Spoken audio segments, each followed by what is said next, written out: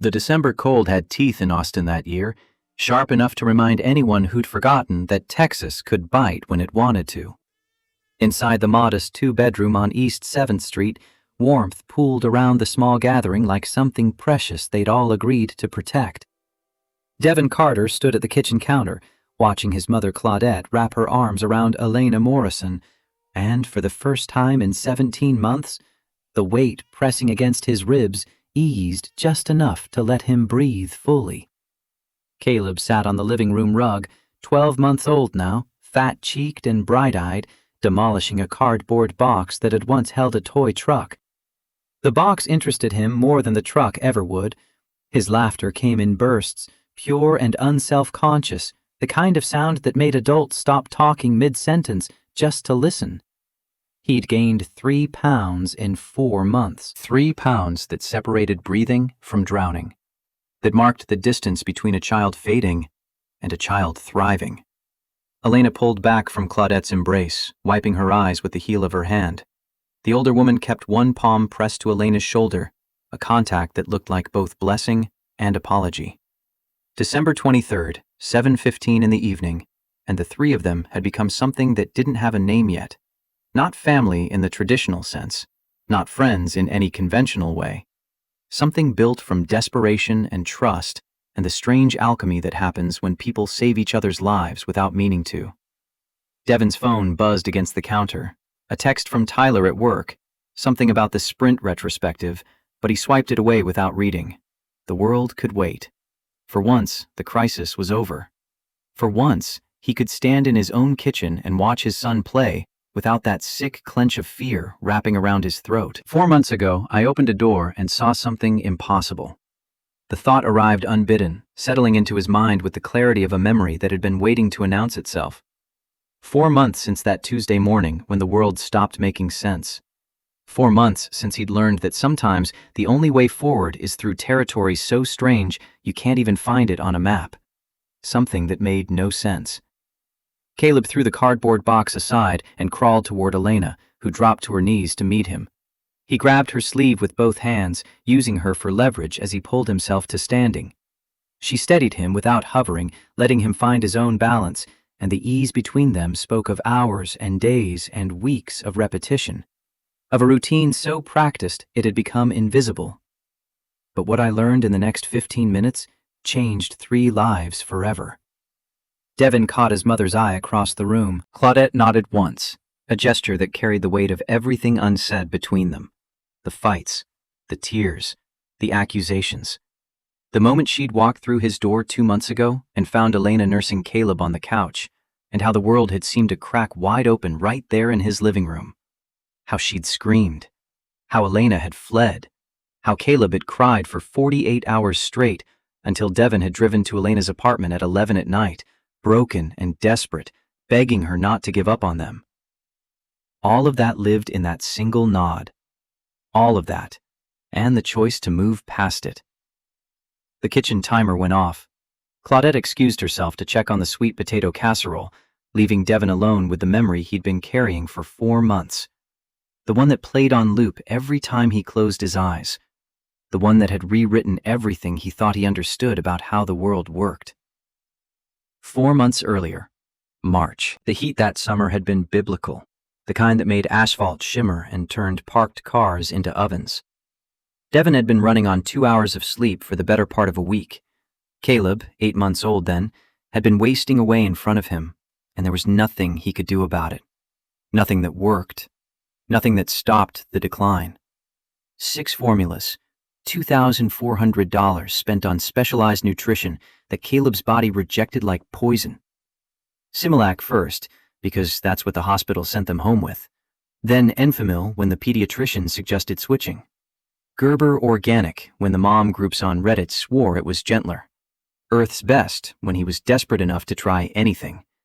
Happy Baby when Nicole from work said it saved her nephew's life. And finally, that expensive European formula he'd ordered from a sketchy website, the kind that came in plain brown packaging and cost $45 per canister. Caleb had vomited up every single one. Not just spit up, not the normal baby reflux that every parent dealt with. Full body rejection. projectile vomiting that left him screaming, back arched, fists clenched so tight his tiny fingernails left crescents in his palms. And then the crying. 4 hours, 6 hours.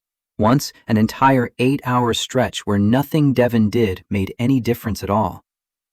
The pediatrician had been worried. Dr. Patricia Williams, 48 years old, with kind eyes and a directness that Devon appreciated even when it scared him. She'd been tracking Caleb's weight at every visit, and the chart told a story that got harder to ignore with each appointment. Born at 7 pounds 1 ounce. By 8 months, he should have been around 18 pounds. Instead, he'd plateaued at 14 pounds 15 ounces, hovering in the 3rd percentile, that danger zone where conversations about feeding tubes started happening. Next month, if we don't see improvement, we're looking at hospitalization. Doctor. Williams had said it gently, but there was steel underneath. Mr. Carter, I know you're doing everything you can, but Caleb's body is telling us something's wrong, and we can't ignore it anymore. Devon had nodded, holding his son against his chest, feeling how light he was, how fragile, how the bones of his spine felt too prominent under Devon's palm. Simone should have been there. Simone should have been the one making these decisions, translating the medical jargon, knowing instinctively what their son needed. But Simone had died 15 months ago, on the day Caleb was born, and Devon was doing this alone. July 15th, 2023. The date lived in his body now, marked in his cells, impossible to forget even if he wanted to. Amniotic fluid embolism. Those 3 words that the doctor had repeated while Devon stood in the recovery room, still wearing the paper gown they'd given him for the delivery, still smelling of the antiseptic they'd used to scrub his hands, still vibrating with the expectation of joy. 1 in 40,000 pregnancies, fatal in 60% of cases. Nothing anyone could have done. The medical team had worked for 47 minutes to bring her back. 47 minutes of CPR and drugs and desperation while Caleb lay in an incubator 3 floors up, breathing his first breaths without his mother.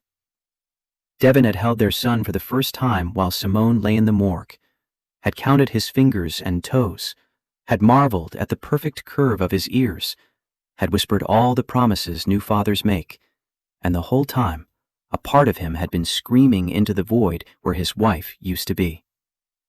15 months later, and he was still screaming. Still figuring out how to be a father without a partner. Still learning that grief was something you carried, not something you got over. His mother tried.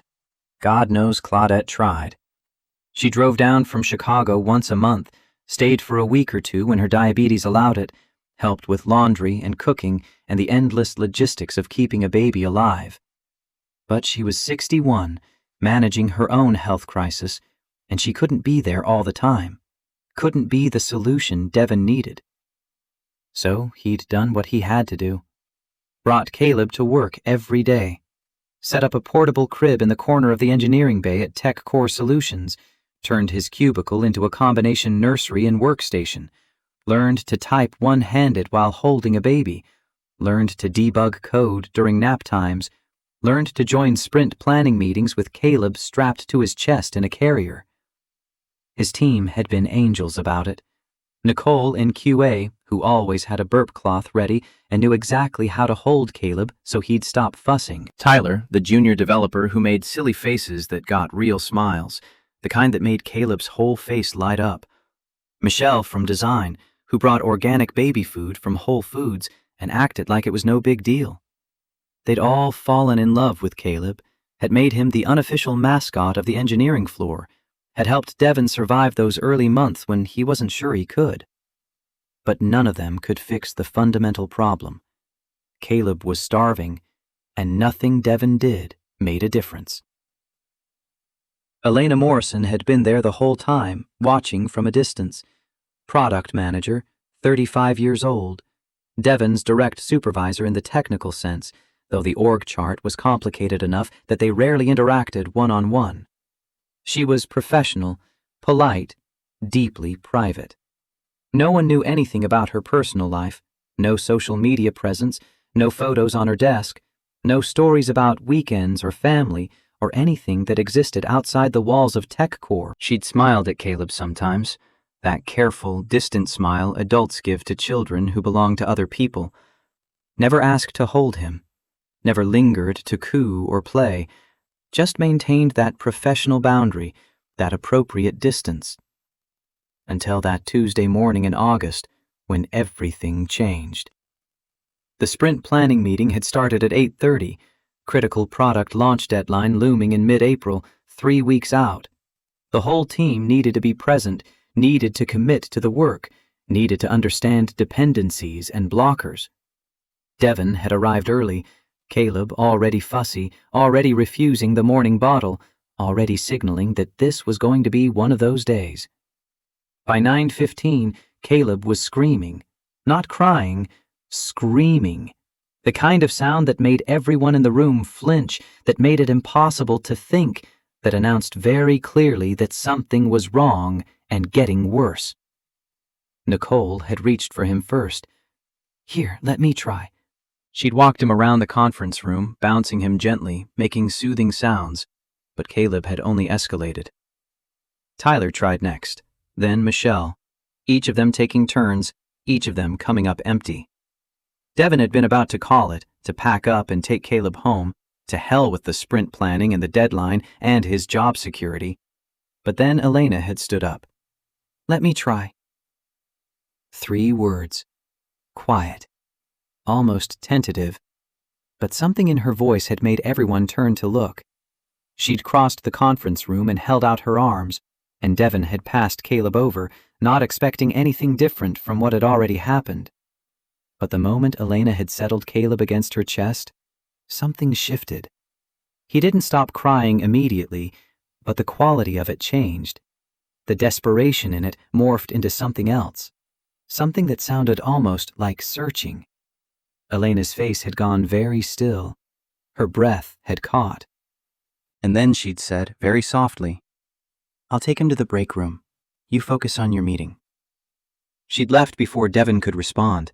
The door had closed behind her, muffling Caleb's cries, and the meeting had resumed. Devon had tried to focus, had tried to follow the conversation about story points and velocity and technical debt, but his mind kept drifting to that strange moment when Elena had held his son, and something unspoken had passed between them. 45 minutes later, the meeting had ended. Devon had packed up his laptop, gathered his notes, looked around the engineering bay for Caleb. Nicole had pointed toward the break room. "Elena took him. I think he finally fell asleep." 45 minutes. Elena had never spent more than 5 minutes with Caleb before, had never volunteered to take him at all. Devon had walked to the break room, moving quietly in case Caleb really was asleep. The door had been closed, which was unusual. The break room was communal space, always open. He'd reached for the handle, turned it slowly, opened the door just a crack. And that's when his brain had stopped working. Elena sat in the gray recliner they used for power naps, the one pushed into the corner by the window. Caleb was in her lap, and he was nursing. Not from a bottle, from Elena's breast. The white blouse she'd been wearing in the meeting was unbuttoned, and Caleb's mouth was latched on, and he was drinking with an intensity that Devon had never seen before in 8 months of desperate attempts to feed his son. The world had narrowed to that single image. Everything else, the fluorescent lights overhead, the hum of the vending machine, the distant sound of someone laughing in the hallway, all of it faded into background noise. There was only Elena and Caleb and the impossible thing happening between them. Devon had frozen in the doorway. His mouth had gone dry. His pulse had kicked into something arrhythmic and panicked. This wasn't possible. This was his boss. This was a woman who'd barely acknowledged his son's existence. This was... Elena's eyes had opened. She'd seen him standing there, and the look on her face had been pure terror. Her cheeks were wet. She'd been crying, he realized. Tears streaming down her face while she fed his son, while she did this impossible thing that made no sense at all. "Please." Her voice had come out as a whisper, barely audible. "Lock the door. I forgot to lock it." Devin's body had moved before his mind caught up. He'd stepped inside, closed the door behind him, turned the lock with hands that shook so badly he almost couldn't manage it.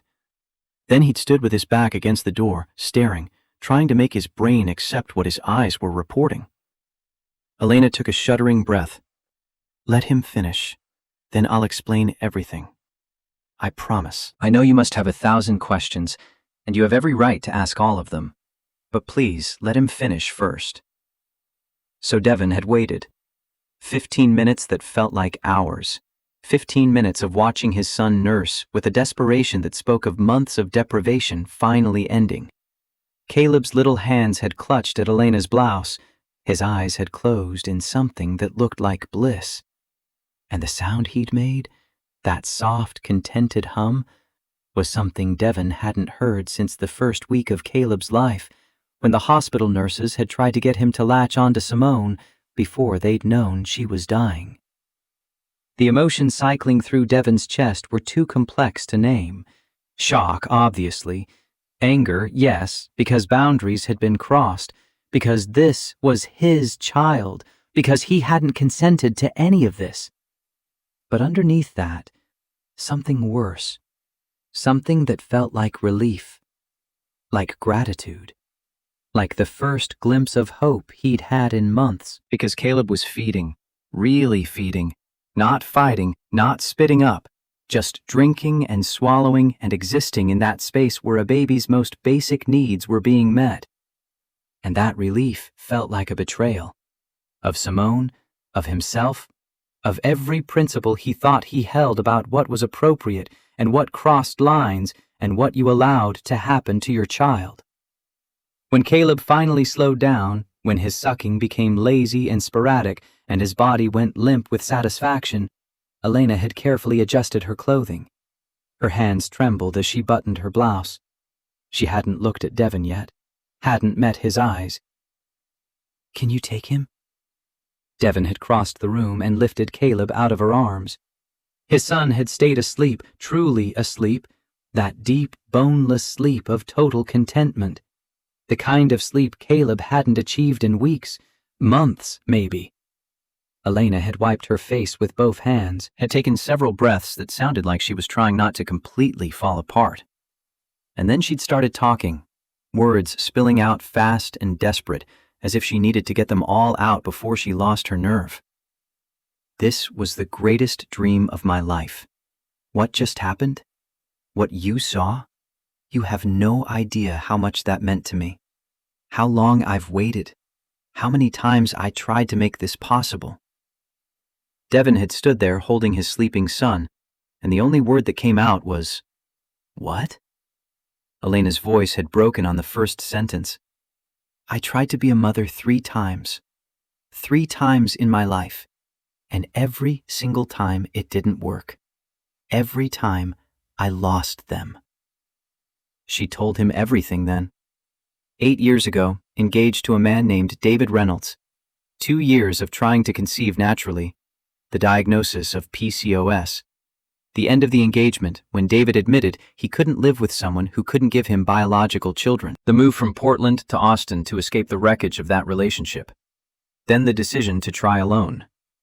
2020 IVF. $30,000 of her savings poured into medications and procedures and hope. The first transfer that failed to implant. 6 months of working overtime to afford a second attempt.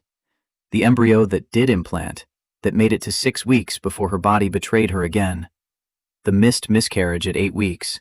The D&C procedure. The doctor telling her she needed to wait a year before trying again. And then, last year, October 2023, a new doctor, a new protocol, $25,000 borrowed from her retirement account, the embryo transfer that worked, the positive pregnancy test, the heartbeat at 8 weeks, the perfect ultrasound at 12 weeks, finding out at 16 weeks that she was having a girl, naming her Lily Rose. Elena's voice had gone flat with grief. 18 weeks. I made it to 18 weeks. I went in for a routine scan and they couldn't find her heartbeat. Missed miscarriage again. Placental insufficiency. My baby had been dead for a week and my body didn't tell me. they had to induce labor. Elena's words had come faster than I had to deliver her. She was so small, 320 grams. I held her for 10 minutes, and then they took her away. That was 5 weeks ago. Elena had finally looked at him then. February 10th, 2024. 5 weeks. My body is still making milk. The doctor gave me medication to stop it, but it didn't work. I have hyperprolactinemia. My prolactin levels are too high. My body thinks I still have a baby. She gestured helplessly at herself. Every few hours I have to pump. I've been doing it in my car, in bathroom stalls, anywhere I can hide, and I throw it away. All that milk that was supposed to be for Lily. I just pour it down the drain and cry. Devin had understood then, had felt the pieces clicking into place with a clarity that made him dizzy. This morning when I held Caleb, something happened. Elena's voice had dropped to barely above a whisper. My body reacted. The oxytocin, the hormones, everything just, it happened on its own. And Caleb, he could smell it. He knew. He started searching. She'd covered her face with her hands. I brought him in here without thinking, locked the door, and I let it happen. For 15 minutes, I got to feel what it's like to feed a baby, to give something only I could give, to be needed in that way. Elena had looked at him then, really looked at him, and her expression had been equal parts shame and defiance. I know it was wrong. I know I crossed every boundary. I know you could report me, get me fired, maybe even arrested. I don't care. It was worth it. Those 15 minutes were the most important of my entire life. Devin's world had tilted on its axis. Every assumption he'd carried into that room had been wrong. Every explanation he might have imagined didn't come close to the truth. This wasn't predatory. This wasn't calculated. This was two kinds of desperation meeting in the middle, creating something that solved problems neither of them could fix alone. But he hadn't known what to say, hadn't known how to process the information, so he'd said the only thing that made sense in that moment. I need to take Caleb to the pediatrician. We have an appointment this afternoon. But we need to talk about this. About all of this. Elena had nodded, standing up on shaky legs. Her face had been blotchy from crying, her eyes swollen. She'd looked at Caleb one more time, something hungry and heartbroken in her expression, and then she'd walked to the door.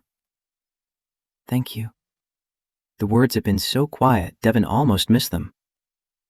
Thank you for letting me explain. Then she'd left, and Devin had been alone with his sleeping son and 1,000 questions he didn't know how to ask. The drive to Dr. Williams's office that March afternoon had been a blur. Devin had strapped Caleb into his car seat, watching his son sleep that deep, satisfied sleep, and the whole time his mind had been spinning. This was insane. This was impossible. This was something he couldn't explain to anyone without sounding like he'd lost his grip on reality. But it had also been the first time in 8 months that Caleb had truly fed without struggle. The first time he'd seen his son completely content. The first time Devin had allowed himself to hope that maybe, just maybe, there was a solution to this crisis that had been slowly destroying them both. Dr. Williams had been running on time for once. The nurse had called them back at 1:15, weighed Caleb, measured him, taken his vitals, and then the doctor had come in, chart in hand, and her expression had shifted from routine to concerned. He gained 300 grams since last week. Devin's heart had kicked hard against his ribs. That's good, right? It's extremely unusual. Dr. Williams had looked at him over the top of her reading glasses. Mr. Carter, what changed? Did you find a formula that works? And Devin had made a choice, had decided, sitting there in that exam room with his son babbling happily on the paper-covered table, that he was going to tell the truth, all of it, no matter how it sounded. So he told her about Elena, about the breast milk, about the 15 minutes in the break room that had changed everything. He'd watched Dr. Williams' face carefully, waiting for judgment, for alarm, for some indication that he'd made a terrible mistake in allowing any of this to happen. But Dr. Williams had just listened, had asked clarifying questions, had taken notes. And when Devon finished, she'd set down her pen and looked at him with an expression he couldn't quite read. Mr. Carter, from a purely medical and nutritional standpoint, what happened this morning was probably the best thing that's occurred in Caleb's life since birth. Devon had stared at her. What? Breast milk is incomparably superior to formula. Any formula, no matter how expensive or specialized. Caleb has been rejecting formula for 8 months because on some instinctive level, his body knows it's not what he needs. Dr. Williams had pulled up Caleb's growth chart on her computer, pointing to the declining curve. This is what starvation looks like in an infant. Slow. Insidious. We've been fighting it with increasingly expensive formulas, and nothing has worked. But one feeding of breast milk, and he's already showing improvement. She turned to look at Devon directly. If this woman, this Elena, is still producing milk because of hormone imbalance following her loss, and if she's willing to continue feeding Caleb, this could save his life. But is it safe? Devon had asked. I don't know anything about her health. I don't know if she has diseases or... You need full medical clearance, Dr. Williams had cut him off firmly. HIV, hepatitis B and C, CMV, syphilis, drug screening, complete blood work, and milk quality testing. Those are non-negotiable if you're considering this seriously. Devon's head had been spinning. I don't even know if she'd agree to this. It was spontaneous. It wasn't planned. Dr. Williams had given him a long look. Wet nursing has existed for thousands of years. Milk banks operate all over this country. Women donate breast milk to help babies whose mothers can't breastfeed for various reasons. What you're describing isn't unprecedented. It's just unusual in modern America. She'd closed Caleb's chart. I'm not telling you what to do, Mr. Carter, but I am telling you that Caleb is in the 3rd percentile for weight. We're running out of options. Next month, if we don't see improvement, we're looking at hospitalization and feeding tubes. If there's a solution available, one that's medically sound and properly screened, you'd be foolish not to consider it. Devon had driven home in a daze. Caleb had slept the entire way, had stayed asleep when Devon carried him into the apartment, had slept for 3 straight hours without waking once. When he finally did wake up, he'd been happy, alert, engaged.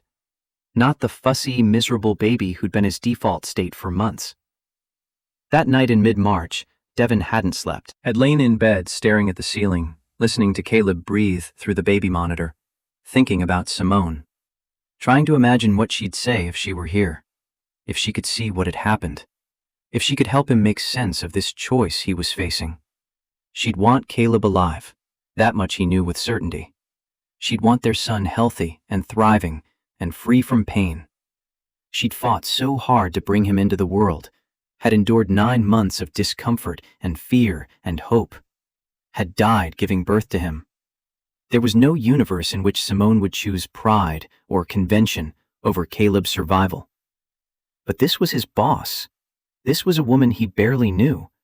This was crossing professional boundaries and social norms and entering territory that felt dangerous in ways he couldn't fully articulate. And yet, Caleb had been dying, slowly, invisibly, but dying nonetheless. And in one 15-minute window, Elena had given him what 8 months of medical intervention had failed to provide. The next morning, Wednesday, March 20th, Devon had arrived at TechCore early, 7:45. The building had been mostly empty, just a few engineers from the night shift wrapping up, the cleaning crew finishing their rounds. He'd left Caleb with his mother, who'd driven down from Chicago the night before for her monthly visit, had told Claudette he needed to handle something at work, something urgent, and had driven to the office with his heart hammering against his ribs. Elena's office had been on the 3rd floor, a small room with a window overlooking the parking lot. Her door had been open.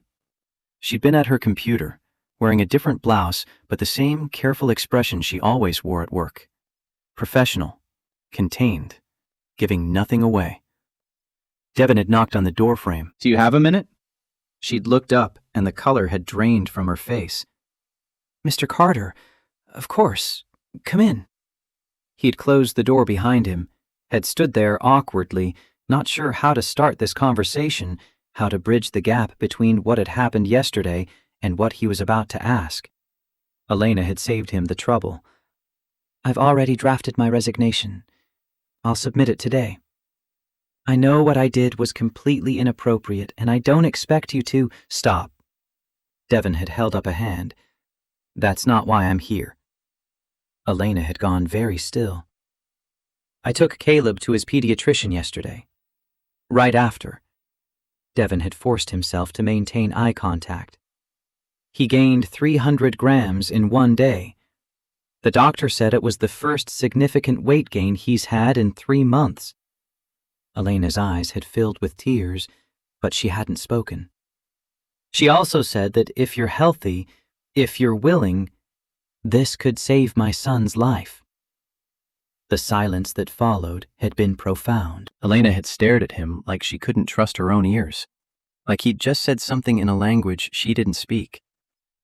"I need to ask you something." Devon had swallowed hard. "And I apologize in advance if this is offensive or inappropriate or completely insane. But I need to ask." Elena had nodded, not trusting herself to speak. "Would you be willing to help Caleb? Not just once. Regularly. Until he's old enough to transition to solid food." The tears had spilled over then, tracking down Elena's face. She'd covered her mouth with one hand, and her whole body had started to shake. "I can't pay you," Devon had continued, the words tumbling out in a rush.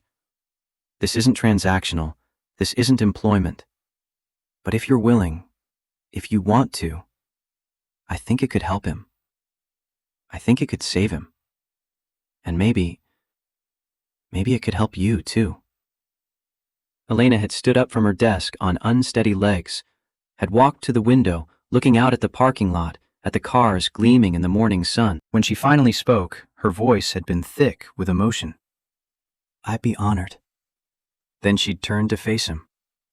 "But you need to know I'm healthy. You need medical proof. I wouldn't ask you to trust me on that. I need you to get tested." Devon had pulled out his phone, opened the note where he'd typed Dr. Williams' list. Full panel. HIV, hepatitis, everything. And milk quality testing. It's not negotiable. Elena had nodded immediately. "I'll go today. Right now. I'll get every test you need. And if everything comes back clean," Devon had said slowly, carefully, "then we figure out how to make this work."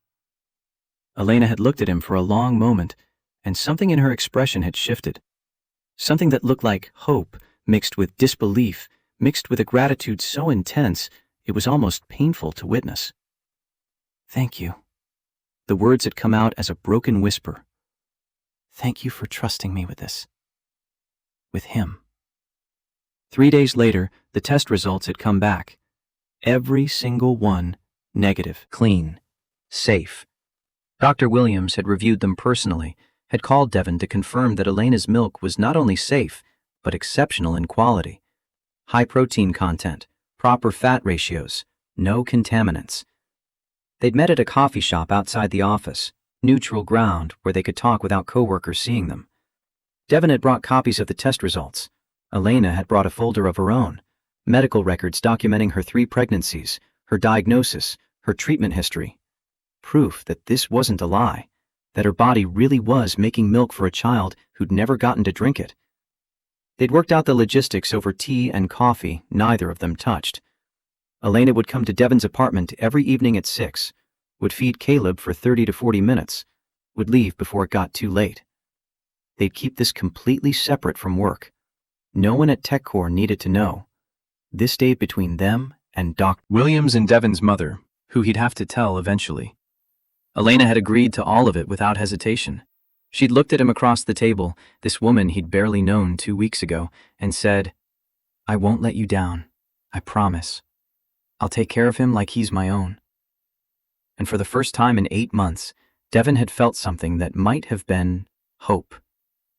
The first evening arrived with the kind of late March warmth that made Austin feel like spring had finally settled in after weeks of uncertainty. Elena knocked on Devon's door at exactly 6 o'clock, punctual in a way that suggested she'd been sitting in her car for 10 minutes, making sure she wouldn't be early or late. She carried a small canvas bag over one shoulder, the kind women used for gym clothes or lunch, and when Devon opened the door, her face held an expression caught somewhere between determination and terror. "Come in." She stepped across the threshold into his life, into the space where Simone's absence still echoed in every corner. The living room was small but clean, toys scattered across the rug in a pattern that suggested recent play. Photos lined the walls, most of them featuring a woman with warm brown skin and an easy smile, frozen in moments of joy that would never come again. Elena's gaze landed on those photos and stayed there for a beat too long. "That's Simone." Devon's voice came out rougher than he intended. "My wife." "She's beautiful." "Was." Elena flinched at the correction, then nodded. "I'm sorry." "Is." Caleb sat in his bouncer chair near the window, gnawing on a teething ring, and when he saw Elena, something shifted in his body language. Recognition. Anticipation. He dropped the ring and made a sound that wasn't quite a word, but carried meaning anyway. "Hey there, little man." Elena crossed the room and knelt beside him, and Caleb reached for her with both hands, that universal gesture of infants who want to be held. She looked back at Devon. "May I? Please?" She lifted Caleb out of the bouncer with practiced ease, settling him against her chest, and his small body relaxed immediately. The transformation was instant. Caleb, who'd been fussy and restless all afternoon, went quiet, settled. His breathing deepened. His hands found the fabric of Elena's shirt and gripped tight. "He remembers."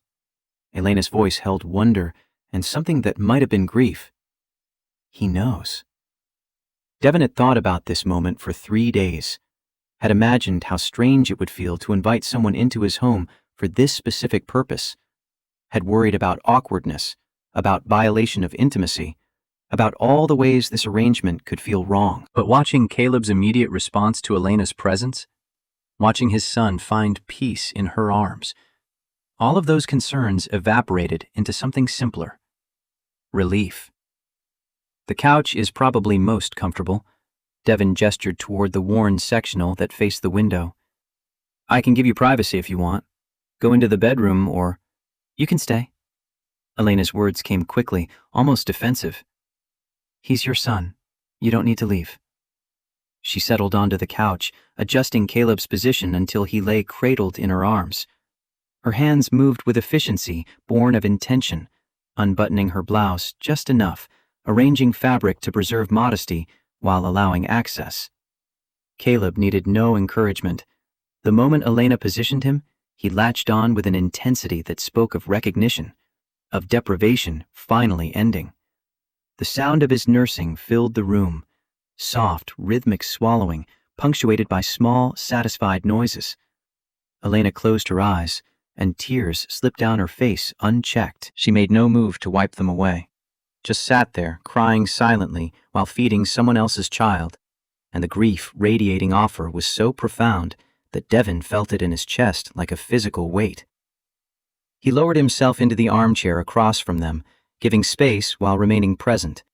The evening light streaming through the window turned everything golden, softening edges, making this strange tableau look almost normal. Almost like something that happened in regular households. Almost like family. "How long has it been? Since Lily?" 3 weeks and 4 days. Elena kept her eyes closed. "I delivered her on August 2nd. Held her for 10 minutes. She was so small. Her fingers were perfect. Tiny, perfect fingernails. I counted them." Devon's throat closed up. "I'm sorry." "Everyone says that." Elena's voice held no accusation, just observation. "They say they're sorry, and they ask if there's anything they can do, and then they disappear because grief makes people uncomfortable, because a dead baby makes people uncomfortable." So you pretend you're fine. You go back to work, you smile at the right times, and you pump milk in your car and pour it down storm drains. She opened her eyes then, looking at Devon directly. This is the first time I've felt like that milk has purpose. Like maybe all of this happened for a reason. Like maybe Lily sent me to Caleb somehow. Devon didn't believe in that kind of thing. Divine intervention, cosmic planning. But he didn't say that. Didn't contradict the meaning Elena needed to find in this arrangement. He just nodded and let her have it. 35 minutes later, Caleb had fallen asleep in Elena's arms, milk drunk and content. She held him for another few minutes, just looking at his face, memorizing features, and when she finally handed him back to Devon, her arms looked empty in a way that went beyond physical. Same time tomorrow? Devon settled Caleb against his shoulder, feeling the warm weight of him, the deep sleep that only came after true satiation. Yes, same time. Elena gathered her bag and moved toward the door, and just before she left, she turned back. Thank you for this, for trusting me. I know how strange this is. Thank you for saving him. After she left, Devon laid Caleb in his crib and stood watching him sleep. Really sleep. Not the fitful, restless sleep punctuated by hungry crying, but the deep, restorative sleep of a baby whose needs were being met. He looked different already, more peaceful, less pinched around the eyes.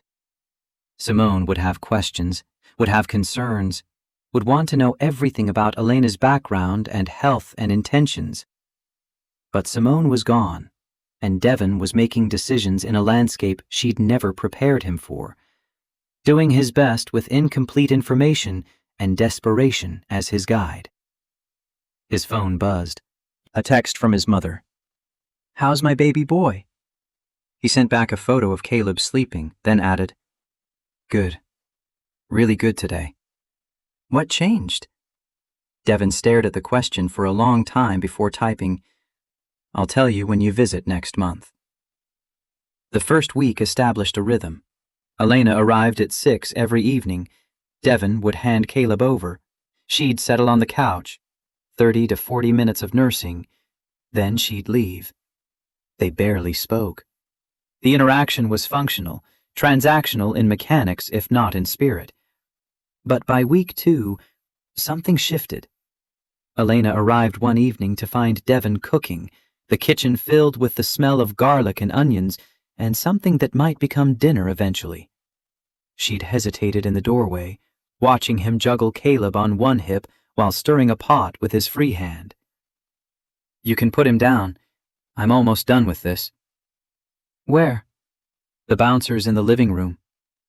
Elena had set her bag down and crossed into the kitchen instead, reaching for Caleb. "Let me take him so you can use both hands. That looks complicated." Devon had handed him over, and for the next 10 minutes they'd existed in the same space with a different dynamic. Elena walked Caleb around the living room, pointing out photos, talking to him in that sing-song voice adults used with babies. Devon finished cooking, plated food, and found himself setting 2 places at the small dining table before he'd consciously decided to do so. "Have you eaten?" Elena had looked at him, then at the table, and something vulnerable crossed her face. "No, I usually just grab something after." "Eat with us. It's just pasta, nothing fancy." They'd sat across from each other while Caleb nursed, Devon eating his dinner while Elena balanced both feeding and forking spaghetti into her mouth. The absurdity of it should have been overwhelming, should have felt like a bridge too far, but instead it felt easy, natural, like they'd been doing this for years instead of days. "You're a good cook. This is really good. My mother made sure I could feed myself. She wasn't raising a man who'd starve the minute he left home." "Is she in Austin?" "Chicago. She visits once a month, stays a week or 2. But she's got her own health issues. Diabetes. She can't be down here permanently." "Does she know about this?" "Not yet." Devon had set down his fork. "I'll tell her when she comes in October. I needed to make sure this was going to work first." "And is it working?" Caleb had gained 2 pounds in 2 weeks. His skin had lost that papery translucent quality. His eyes were brighter. His temperament had transformed from perpetually irritable to generally content. The evidence was irrefutable. Yes, it's working. Elena had smiled then, a real smile that reached her eyes and changed her whole face. Good. I'm glad. After that night, dinner became part of the routine. Devin cooked most evenings, simple meals that could be prepared while managing an infant. Elena brought groceries sometimes, refusing to let Devin pay for them. They'd eat together while Caleb nursed or played, and slowly, in increments so small they were almost invisible, they started to know each other. Elena had grown up in Portland, only child of divorced parents. Her father had remarried when she was 12, started a new family, and Elena had felt like a visitor in her own childhood home. Her mother had been supportive, but distant, focused on her career as a real estate agent, never quite understanding why Elena wanted motherhood so desperately when she'd found it so burdensome. I think I wanted to prove I could do it differently. Elena had said this one evening while Caleb dozed in her arms, the admission coming easier in the dim light of early evening. Wanted to be the kind of mother who was present, who chose her child every single time, who made them feel like the center of the universe. You would have been. Devin's certainty had surprised him. You are. Even now. Even with a child who isn't yours. Elena had looked at him, and the gratitude in her expression was almost painful. Sometimes I let myself pretend, just for these 40 minutes, that he's mine, that I got to keep one of them. Devin had understood, had recognized the same impulse in himself, the way he sometimes pretended Simone was just in the other room, just temporarily absent, would walk through the door any minute with that laugh that used to fill up their apartment. At work, they maintained careful distance. Elena attended his team stand-ups, but never singled him out. Devin brought Caleb to the office, but kept him away from Elena's desk. They passed in hallways without acknowledgement beyond professional nods. The secret lived between them like a third entity, invisible but present, requiring constant vigilance. Nicole noticed anyway. She had a mother's eye for subtle changes, and by the 3rd week, she'd cornered Devin in the break room. Caleb looks different. Healthy. He's doing better. Finally tolerating food. What changed? What formula did you switch to? Devin had prepared for this, had practiced the lie until it sounded natural. European brand, organic. I order it from a supplier in Germany. Can you send me the link? My sister's baby has the same issues. Sure, I'll text it to you. He never did. Nicole asked twice more, and both times Devin deflected. Eventually she stopped asking, but the suspicion remained in the way she looked at him, in the way she watched Elena leave the building at 5:30 and Devin pack up at 6. Tyler was less subtle. One afternoon in early October, he leaned over his cubicle wall with a grin that suggested he thought he'd figured something out. You and Elena Morrison are hooking up, aren't you? Devin's hand had frozen over his keyboard. What? Come on, man. Everyone's noticed. You leave at the same time every day. You both get all weird when anyone mentions it. It's obvious. We're not hooking up.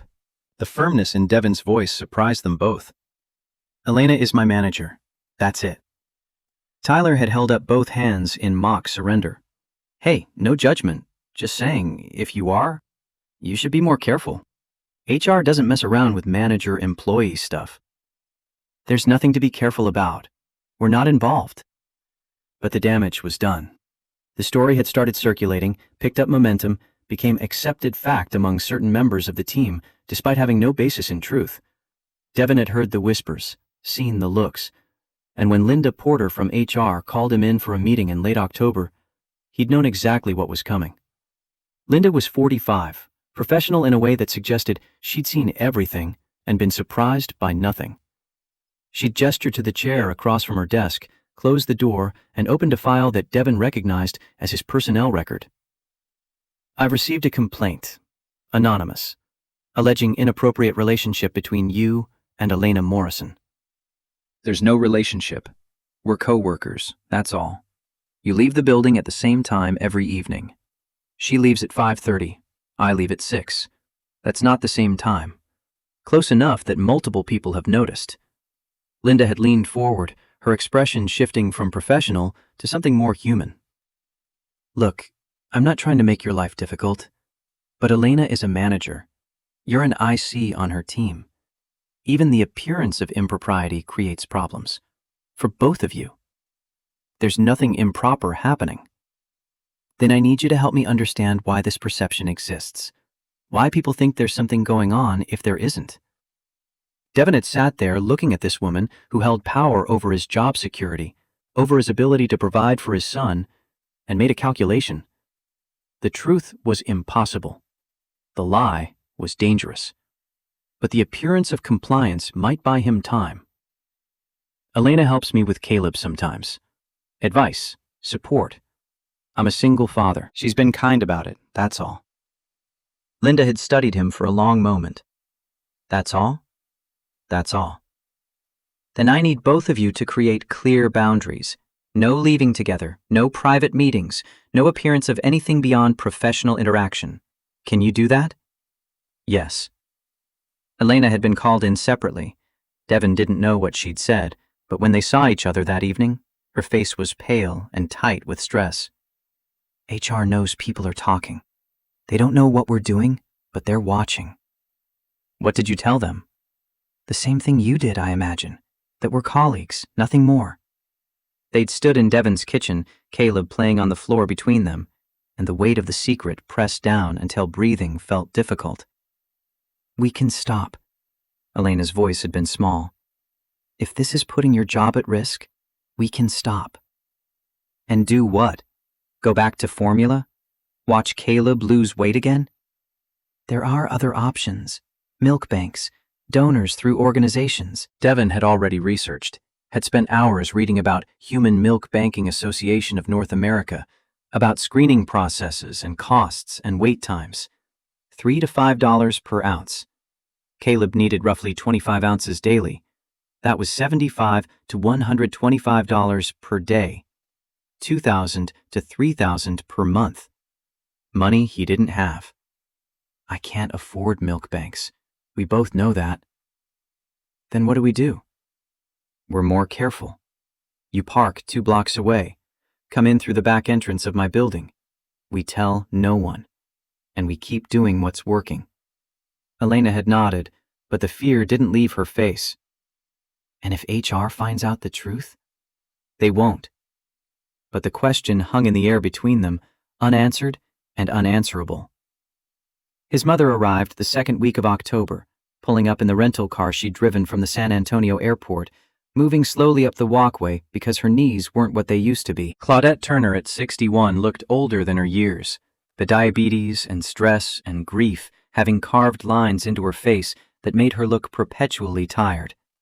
She'd embraced Devin at the door, then immediately turned her attention to Caleb. Where's my baby boy?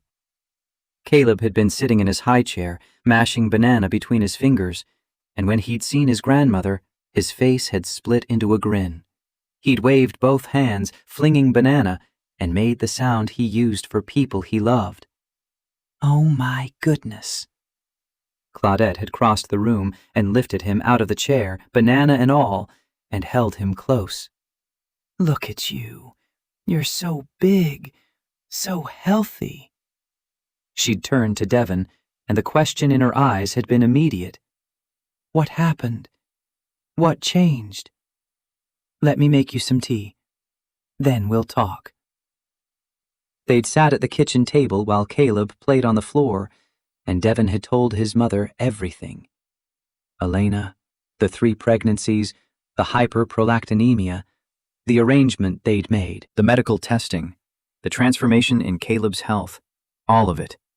Claudette had listened without interrupting, her expression cycling through shock, concern, confusion, and something that might have been anger.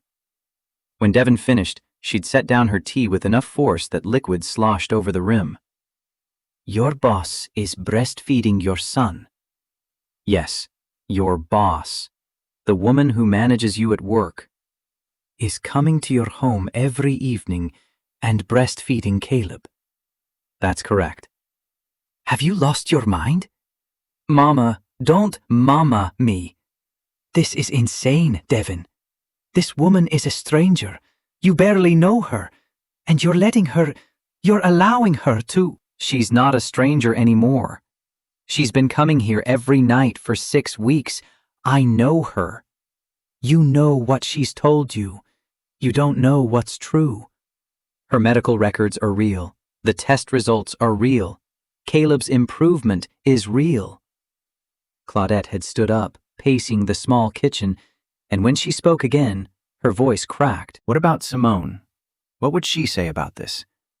The question had landed like a physical blow. Devin felt it in his chest, felt the old grief surge up fresh and sharp. Simone would want Caleb alive. She'd want him healthy. She died bringing him into this world. She'd do anything to make sure he survived.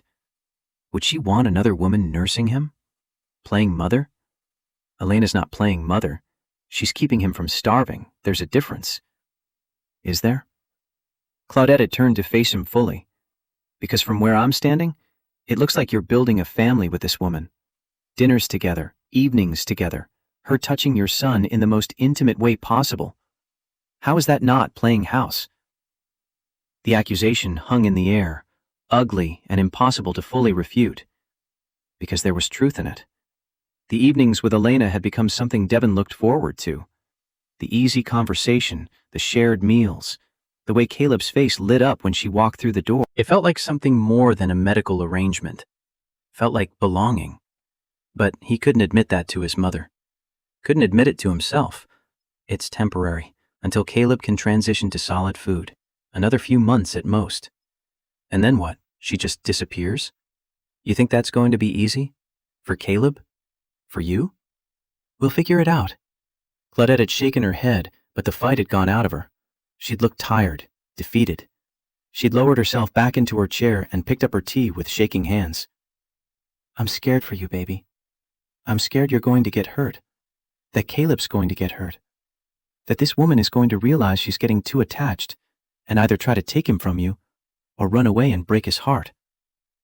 Elena's not like that. You don't know what she's like. Not really. Grief makes people do strange things. Makes them grab on to whatever feels like comfort, even if it's not real. The words had settled into Devin's bones, taken up residence, refused to leave. Because his mother wasn't wrong. He didn't know Elena. Not really. 6 weeks of shared dinners and careful conversation didn't constitute understanding someone, didn't guarantee their stability or their intentions or their ability to walk away cleanly when the time came. But he also didn't have another option. Formula wasn't working. Milk banks weren't affordable. Elena was the only solution that made Caleb thrive. So he'd said the only thing he could say. I need you to trust me on this, Mama. I need you to believe I'm doing what's best for Caleb. Claudette had looked at him for a long time, then nodded once. Slow, reluctant, but a nod nonetheless. Elena came that evening as scheduled, 6 o'clock. Claudette had been in the kitchen when the knock sounded, and Devin had seen his mother's shoulders stiffen, seen her grip the counter like she needed support. That's her? Yes. Devin had opened the door. Elena had smiled, the expression dying when she'd looked past him and seen Claudette standing in the kitchen. Her face had gone pale. I'm sorry. I didn't realize you had company. I can come back later. Come in. This is my mother. She's visiting from Chicago. Elena had stepped inside carefully, like she was entering hostile territory, and crossed the room with her hand extended. Mrs. Turner, I'm Elena Morrison. It's nice to meet you. Claudette had looked at that hand for a beat too long before taking it. The handshake had been brief, professional, cold. I've heard a lot about you. Elena had glanced at Devin, question in her eyes, and he'd given her the smallest nod. She knows. I can imagine what you must think of me, of this arrangement. I think you're a stranger who my son is trusting with his child's life. Claudette's voice had been level but hard.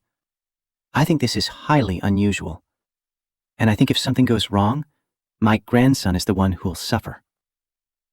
"You're right." Elena hadn't flinched. "You're absolutely right to be concerned. If I were you, I'd feel the same way." The admission had seemed to take Claudette by surprise. She'd blinked, recalibrating. "All I can tell you is that I would never do anything to hurt Caleb. Ever. What I'm doing, it's not about replacing anyone. It's not about inserting myself into your family. It's about giving him what he needs. And maybe getting something I need too." "And what's that?" "Purpose." Elena's voice had gone quiet. "A reason for all this milk my body won't stop making. A way to feel like Lily's death wasn't completely meaningless." The tension in the room had shifted. Not disappeared, but changed into something more complex. Claudette had looked at Elena for a long moment, then at Caleb, who'd started to fuss and reach for Elena the moment he'd heard her voice. "He knows you." "Yes, ma'am." "Calls for you when you're not here?" "Devin says so." Claudette had taken a shaky breath. "I lost 2 babies before Devin. Miscarriages. Long time ago now, but I remember. I remember that feeling of milk coming in and no baby to feed. I'm so sorry. So I understand, a little, what you're going through, what this means to you." Elena's eyes had filled with tears. "Thank you. But if you hurt my grandson, if you do anything to harm him or confuse him or make his life harder, I will make sure you regret it. Are we clear?" "Yes, ma'am. Crystal clear." Claudette had nodded once, then turned and walked into the bedroom, closing the door behind her. The dismissal had been absolute. Elena had looked at Devin, shaken. "That went better than I expected, actually." "Give her time. She's scared." "Of me?" "Of losing Caleb. Of watching me build something that falls apart. Of everything, probably." "Are you scared?" Devin had picked up his son, felt the solid weight of him, the health that had returned to his body in 6 short weeks. Terrified. Every single day. But they'd continued. Elena had fed Caleb while Claudette stayed in the bedroom, had left after 40 minutes without saying goodbye to Devin's mother. And the next day, and the day after, the same pattern repeated. Claudette present but distant, watching but not interfering. 3 days into the visit, Devin had found his mother sitting at the kitchen table at midnight, unable to sleep. He joined her without speaking, and they'd sat in comfortable silence until Claudette finally broke it.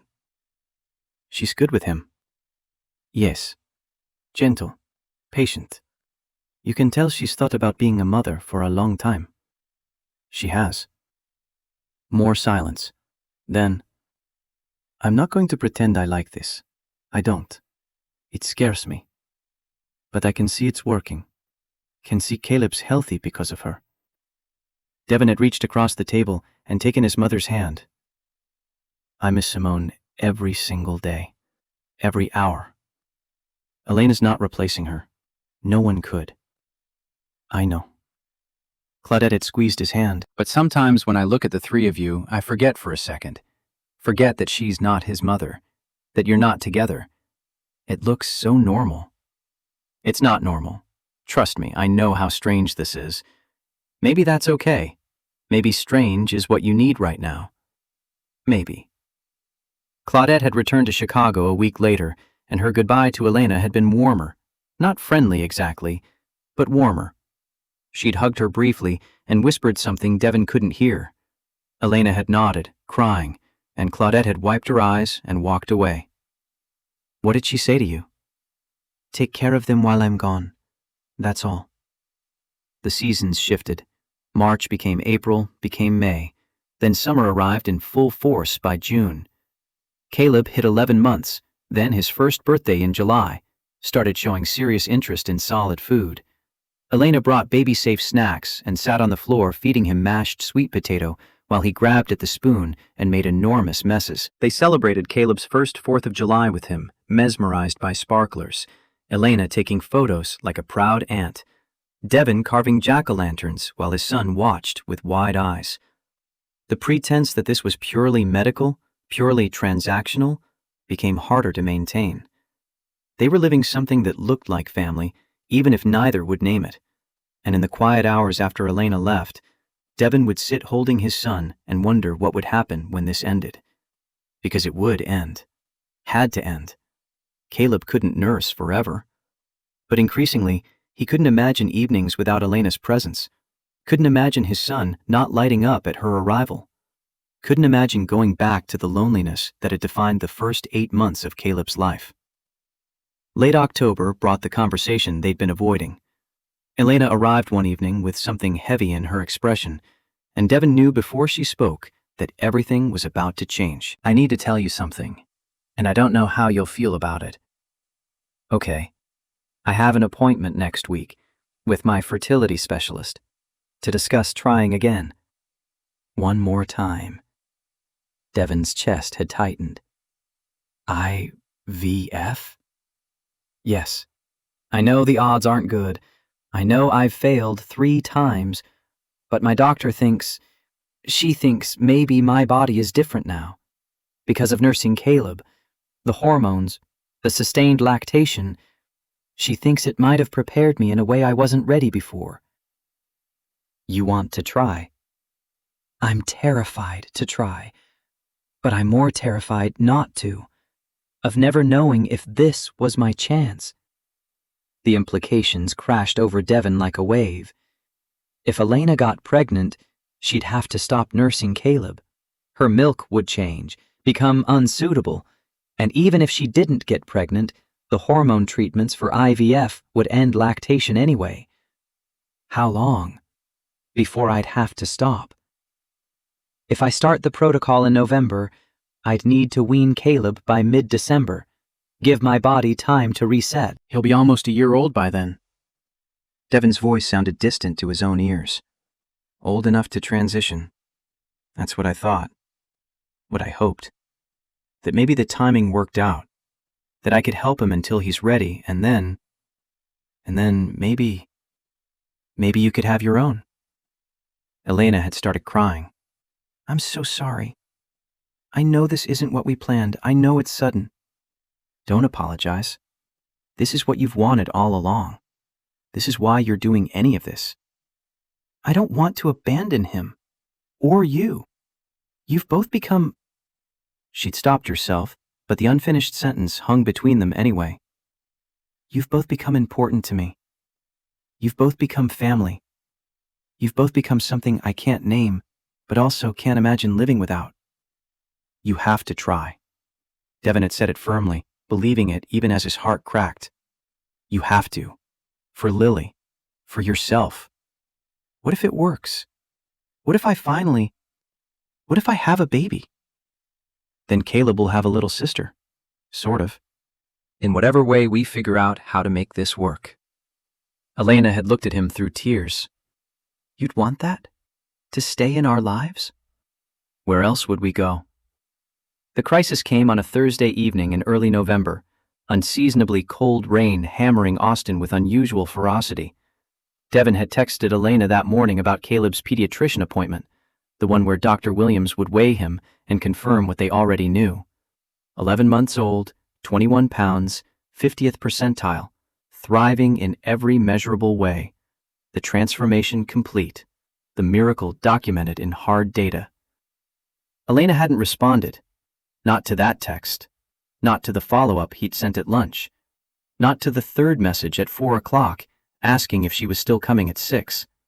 Radio silence from someone who'd been punctual to the point of compulsion for 3 months straight. By 5:30, Devin's unease had calcified into genuine worry. He'd called. Voicemail. Called again. Voicemail. Sent a 4th text. Are you okay? Nothing. Caleb had been fussy all afternoon, sensing the disruption in routine, looking toward the door every few minutes like he expected Elena to materialize through sheer force of will. When 6 o'clock came and went without her arrival, he'd started to cry. Not the hungry cry, the betrayed cry, the "where is she" cry that broke Devon's heart because he had no answer. At 7, Devon had strapped Caleb into the car seat despite the rain, despite the late hour, despite every rational voice in his head saying this was overstepping. He'd driven to Elena's apartment complex, the one she'd mentioned living in, but that he'd never actually visited. Riverside Apartments, 20 minutes from his place. Generic stucco buildings arranged around a courtyard with a pool that probably never got warm enough to use. He'd found her unit number from the employee directory he technically shouldn't have accessed. 2nd floor, corner unit. Lights on behind curtains that didn't quite close all the way. He'd climbed the exterior stairs with Caleb in his arms, the baby's crying intensifying with each step, and knocked. Nothing. Knocked harder. The curtain had shifted.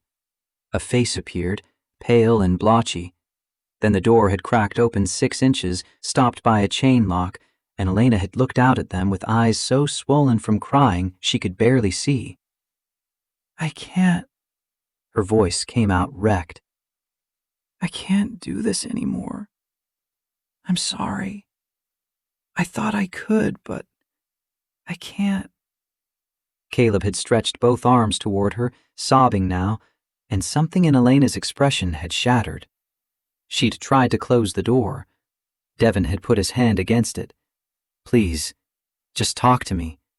Tell me what happened. Your mother was right. I'm getting too attached." "He's not mine. He'll never be mine. And in 2 months, when I stop nursing him, you'll find someone else. And I'll be cut out. And I can't lose another baby, Devon. I can't do it again." The door had swung open then, chain still attached but Elena visible in full. She'd been wearing pajamas at 7 p.m., hair unwashed, mascara tracked down her face. Behind her, the apartment was dark except for one lamp. Empty takeout containers covered the coffee table. The place had the stale air of someone who'd been hiding for days. When did you last eat? Real food, not whatever's in those containers. Elena had blinked at the question, confused by its mundanity. "I don't know. Yesterday, maybe?" "Let me in. We'll feed Caleb and you'll eat something and then we'll talk." "I can't feed him. Don't you understand? I can't keep doing this and then lose him." Caleb's crying had reached fever pitch.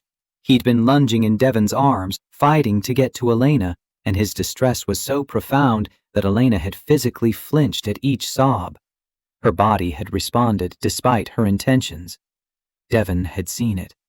The way she'd pressed her arms against her chest, the wet spots spreading across her pajama top. "You're in pain.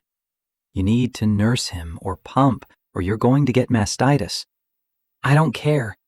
"Yes, you do. And he needs you right now. You can decide whatever you want about the future, but right now, tonight, he needs you." Elena's face had crumpled. The chain had rattled as she'd fumbled to unlatch it.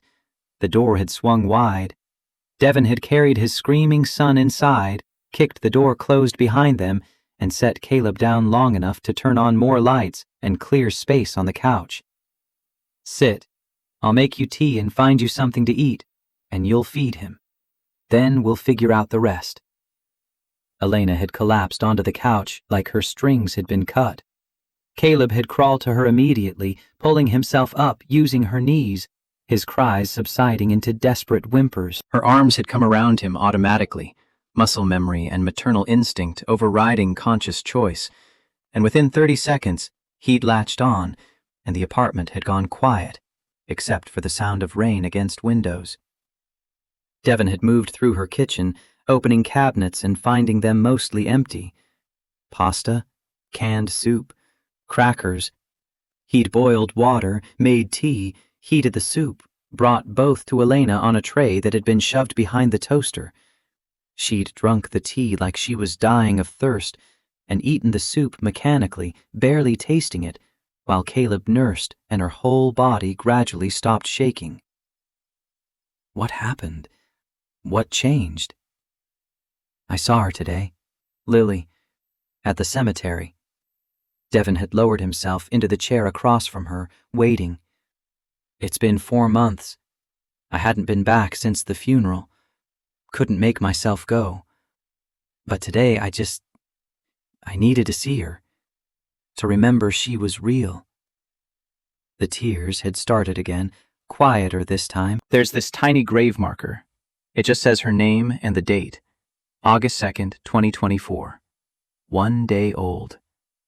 And I stood there looking at it and thinking about how she's supposed to be 4 months old now. How I should be nursing her. How every drop of milk Caleb drinks is milk that was meant for my daughter. Elena had looked down at Caleb, who'd fallen asleep against her chest, replete and peaceful. I love him. That's the problem. I've fallen in love with him, and he's not mine, and he never will be. And when this ends, I'm going to lose him the same way I lost her. Different, but the same. And I can't survive that again.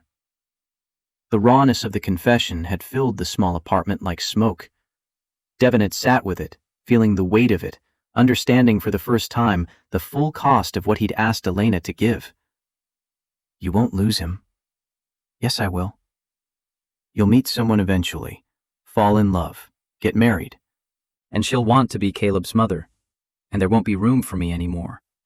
That's not how this works. How do you know?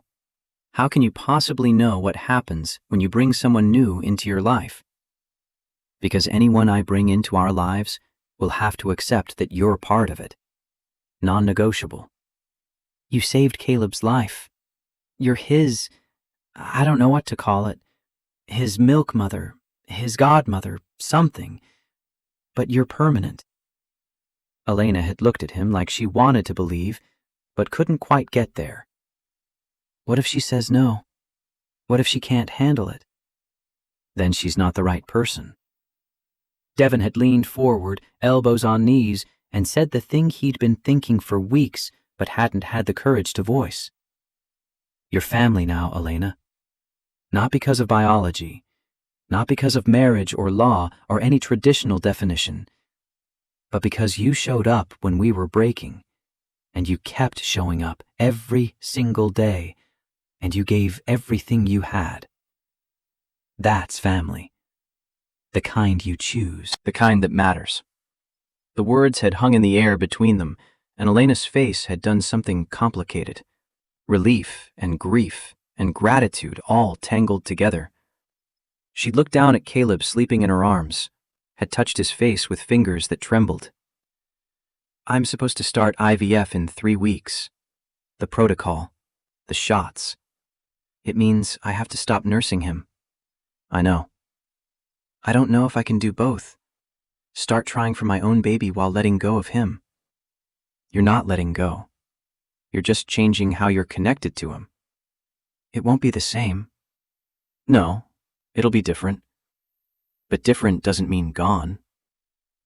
Elena had nodded, but the fear hadn't left her eyes. She'd shifted Caleb carefully, settling him into a position where she could hold him while he slept, and for the next hour, they'd sat in her apartment talking about logistics and emotions and the impossible task of navigating relationships that didn't have names or precedents. Devin had told her about Simone. Really told her. Not just the facts of her death, but the texture of their life together.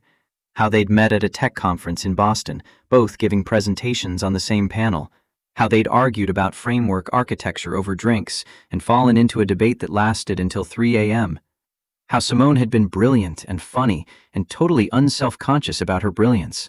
How she'd wanted kids desperately, had been so excited when they'd found out about Caleb, had spent 9 months preparing in ways that were both practical and absurd. She bought 18 different books about breastfeeding. Devin's voice had caught on the memory. Was convinced that if she just studied hard enough, she could make it work perfectly. Had a whole feeding plan, a schedule, backup plans for every possible complication, except the one that killed her. Elena had reached across the space between couch and chair and taken his hand. I wish I could have met her. She sounds extraordinary. She was, and she'd have liked you. Would have appreciated what you're doing for Caleb. You think so? I know so. They'd stayed until nearly midnight, talking until Caleb woke hungry and Elena fed him again, while Devon made actual dinner from the limited ingredients in her kitchen. Pasta with jarred sauce and frozen vegetables. Nothing fancy. But they'd eaten together at her tiny dining table, and by the time Devon carried his sleeping son back to the car, something had shifted. The crisis had passed. The fear remained, but it no longer controlled them. The weaning started in mid-November, 2 weeks after Elena's decision. Elena's fertility doctor had been explicit about the timeline. Begin reducing nursing sessions immediately. Taper off completely by mid-January. Give the body 3 weeks to reset before starting stimulation medications. They'd created a schedule. Caleb was eating solid food enthusiastically by then, demolishing mashed bananas and sweet potatoes and anything soft enough to gum. Dr. Williams had confirmed he could transition to whole milk and purees without medical concern. The nursing had become comfort more than nutrition. Important, meaningful, but no longer life-sustaining. 1 feeding session per day for the first week, then every other day, then every third day. Each reduction felt like amputation. Caleb protested at first, confused about why the routine was changing, reaching for Elena with hands that expected to be satisfied and getting bottles instead. But children are adaptable in ways adults forget. Within 10 days, he'd adjusted, stopped expecting her breast, started accepting alternatives. Elena took it harder. The first night she didn't come to the apartment, Devon had called her at 9 p.m. to find her crying. The second night, she'd shown up anyway, just to see Caleb, even though she couldn't feed him, had sat on the floor playing blocks while her body ached with unused milk that she pumped and stored and couldn't quite bring herself to throw away. I'm saving it. She'd gestured at her freezer one evening, showing Devon the bags of frozen breast milk dated and labeled. Just in case. In case the IVF works, and I can use it for donor babies. In case something, I don't know, I can't throw it away. You don't have to. It's stupid. Keeping milk for a baby that isn't mine anymore. He's still yours, just in a different way now. The last nursing session happened on December 14th. They'd planned it, marked it on calendars, prepared themselves as much as anyone could prepare for that kind of ending. Elena had arrived at 6 o'clock like always, and Caleb had climbed into her lap like always, and she'd positioned him like always. Except they both knew it was the final time. Devon had watched from across the room, camera in hand, documenting the moment because Elena had asked him to. 30 minutes of Caleb nursing while Elena cried silently, tears dripping onto his hair, her hands memorizing the weight of him. When Caleb finished and pulled away satisfied, Elena had held him close and whispered things Devon couldn't hear. Promises, probably. Assurances. Grief disguised as love. Then she'd handed Caleb to Devon and left without staying for dinner, had walked to her car in the dark and driven away, and Devon had stood at the window holding his son and watching her taillights disappear and feeling like something essential had been torn out of the world's fabric. She'd started IVF in early January, 2 weeks after the final nursing session. The shots, the monitoring appointments, the careful calibration of hormones designed to force her body into fertility. Devon had texted her every day. How are you feeling? What did the doctor say? Do you need anything? She'd responded, but the messages had been brief, clinical. The warmth that had characterized their relationship had gone dormant under the weight of medical intervention and hope so desperate it hurt to witness.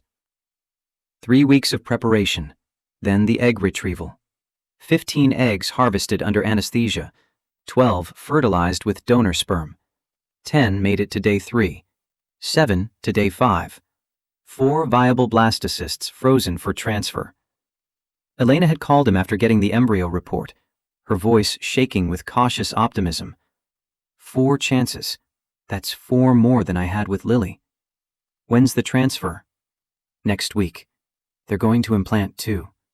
Give me the best odds.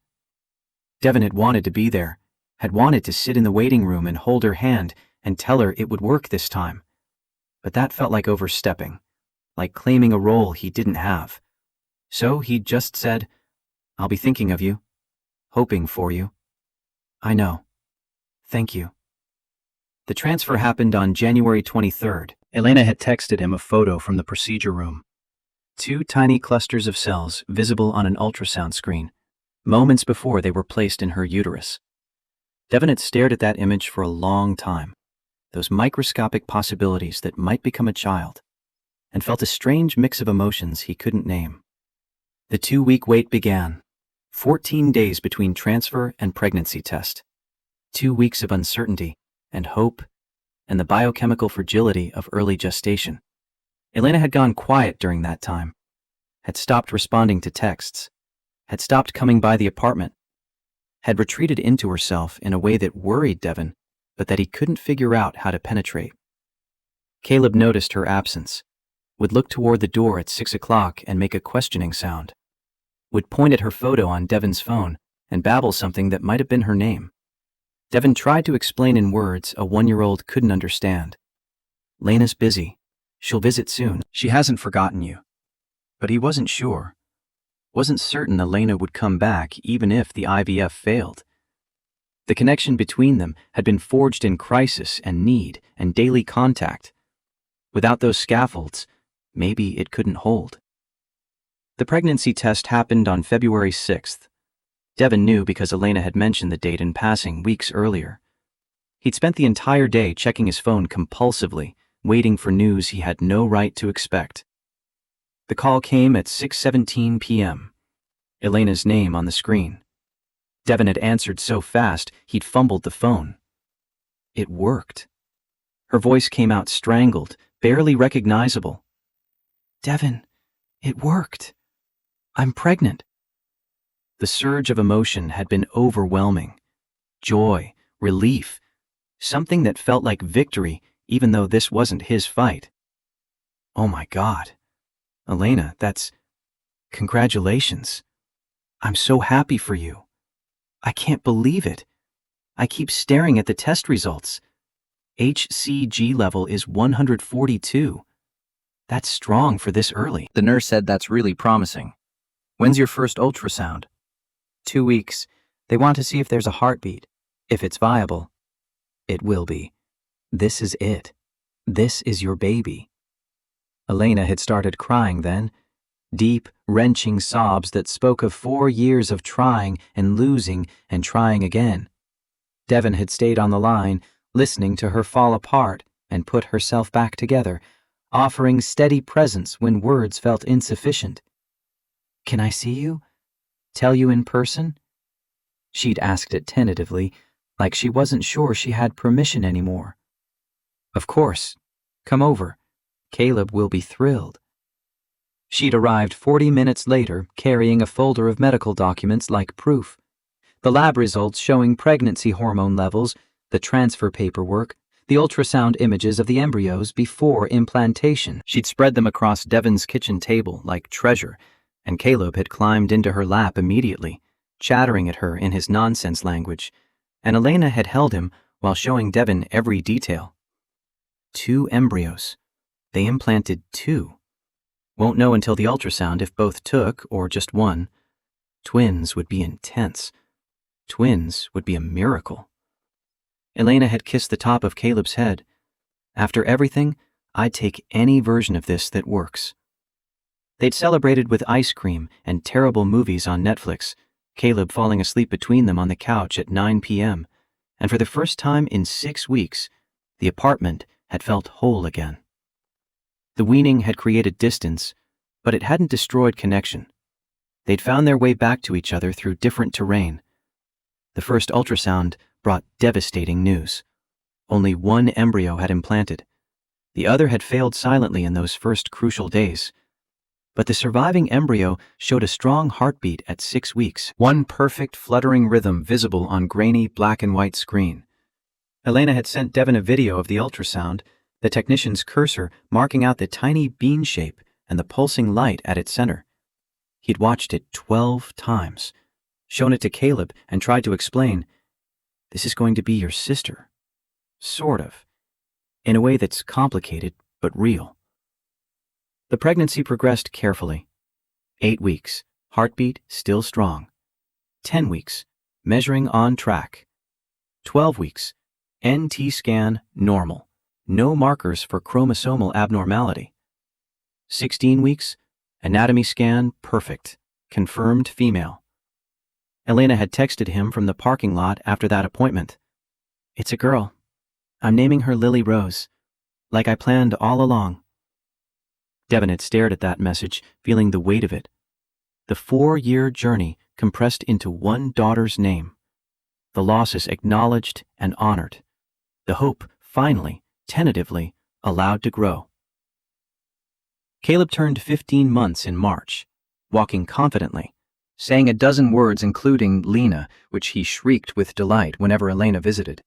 She came twice a week now, sometimes more, settling into a role that looked like favorite aunt or godmother or something that didn't have official designation. Brought books and toys and stories about the baby growing inside her. Let Caleb touch her expanding belly and feel the kicks when Lily got active. The pregnancy reached viability at 24 weeks in early July, the threshold where survival outside the womb became possible. Elena had marked it by showing up at Devin's door with a bottle of sparkling cider and profound relief in her eyes. "I made it further than I ever have. 24 weeks. She's real. She's going to make it." Don't tempt fate. I've already tempted fate 3 times and lost. This time feels different. Like maybe my body finally remembered how to do this. They toasted with cider while Caleb demolished a cupcake, and Devin had let himself believe it too, that this was the one. That Elena would finally become a mother to a living child. That all the grief and loss had been preparation for this singular success.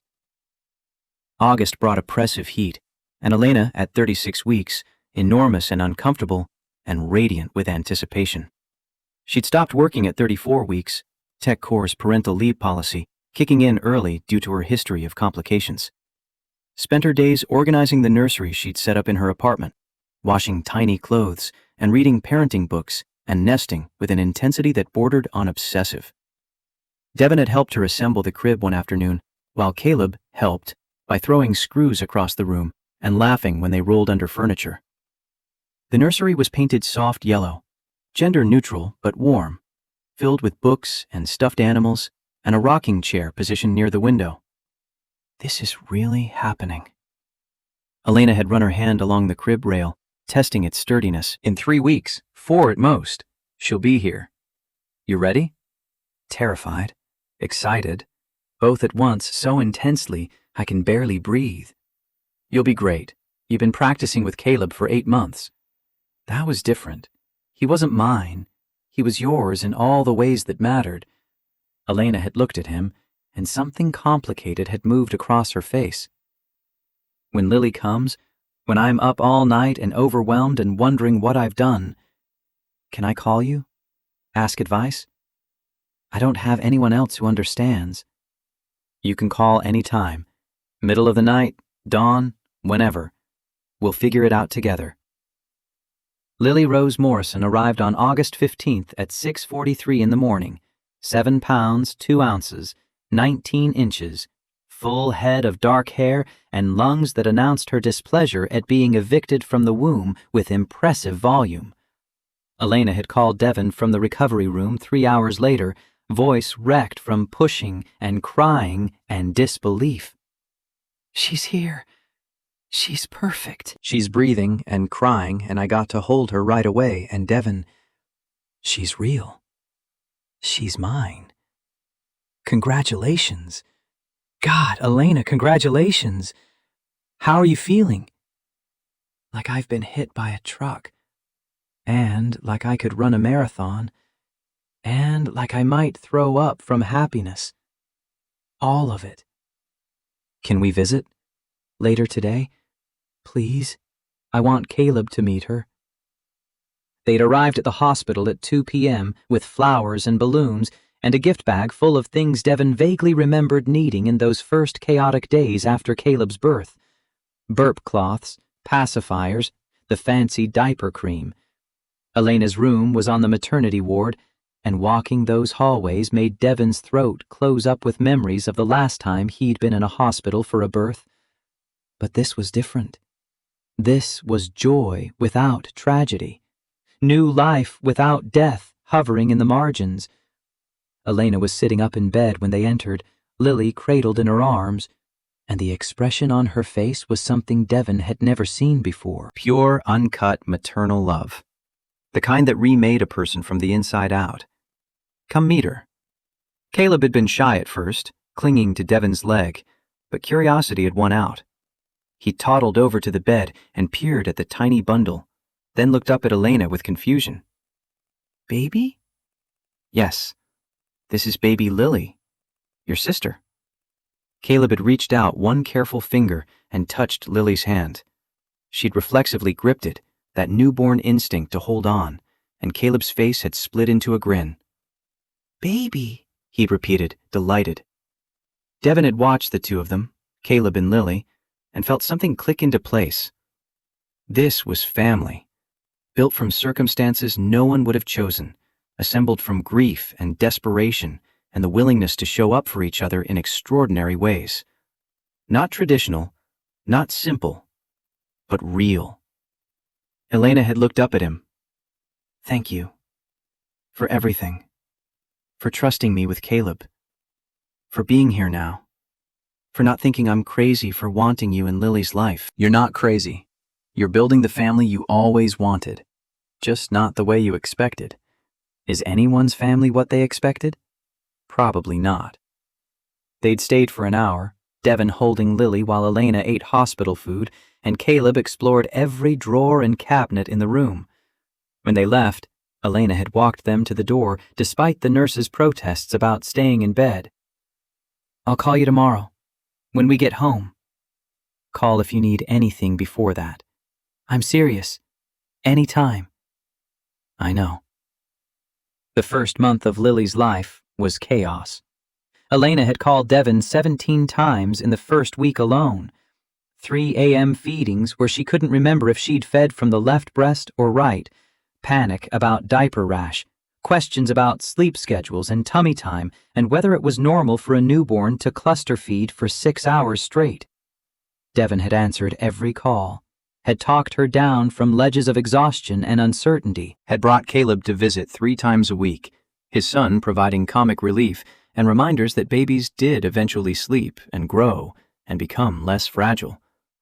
By 6 weeks, Elena had found a rhythm. By 8 weeks, she looked less like a zombie.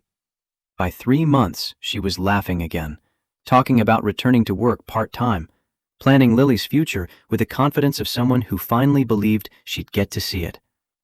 Caleb adored Lily, called her baby and tried to share his toys and kissed her head with enough force that Elena had to intervene before he gave her a concussion. When they visited, he'd sit beside her on the floor, chattering at her in toddler gibberish, and Lily would track his movement with dark, serious eyes. They're siblings, Elena had said it one afternoon in September, watching Caleb demonstrate how blocks worked to a 4-month-old who couldn't possibly care. Not by blood, but by something just as strong. Milk siblings, Devon had offered. That's what they called it historically. Children nursed by the same woman. I like that. Milk siblings. Devon had met Zara in October at a tech conference in San Antonio. She'd been presenting on distributed systems architecture, and her brilliance had reminded him immediately of Simone. That same effortless command of complex concepts. That same ability to make difficult ideas feel accessible. They'd gotten coffee after her talk, and coffee had turned into dinner, and dinner had stretched until midnight. She lived in Austin, worked for a different tech company, was 31 and child-free by choice, but not opposed to kids if they happened. Their second date, Devon had brought Caleb along, because anyone serious would need to accept that he was a package deal. Zara had knelt down to Caleb's eye level and introduced herself formally, like he was a person deserving respect, and Caleb had handed her his favorite truck without hesitation. The third date, Devin had told her about Elena. All of it. The crisis, the arrangement, the ongoing relationship that defied easy categorization. Zara had listened without interrupting, and when he'd finished, she'd said, "So you're co-parenting with your former boss who breastfed your son and now has her own baby? It sounds insane when you say it like that. It sounds like people who showed up for each other when it mattered." "That's not insane. That's rare." They'd been together 6 months now. Zara had met Elena in December at a dinner that had been awkward for exactly 45 seconds before Caleb had spilled juice everywhere and created the kind of crisis that forced everyone to laugh and move past discomfort. Elena had approved, had pulled Devin aside in the kitchen and whispered, "She's good for you. Keep her." Elena had met Marcus in November through mutual friends. He was an architect, 40 years old, widowed 3 years earlier. Had a 7-year-old son named Ethan, who thought Lily was the best thing that had ever happened to him. Marcus understood complicated family structures, understood grief, understood that loving someone meant accepting their whole history, including the parts that didn't make conventional sense. Christmas had been at Devin's apartment. Too many people for the space, but no one cared. Devin and Zara, Elena and Marcus, Caleb and Lily and Ethan. Claudette down from Chicago, moving slower but still sharp-eyed and opinionated.